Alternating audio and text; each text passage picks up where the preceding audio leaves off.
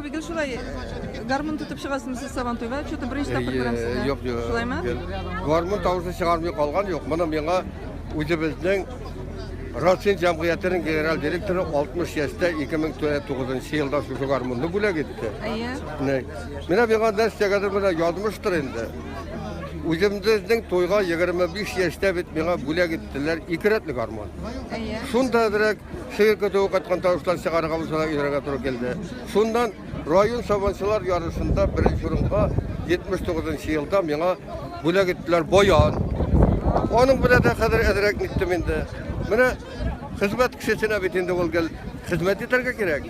60 yaşta mene şusunu bana Rasin Cemiyeti'nin genel direktörü bula gitti. Mene azaplanıp bulsa da ederek Hayran bitinde. kıymetli kuruna bu yeme. 50 minlik var mı? 50 min yeme. Yarı.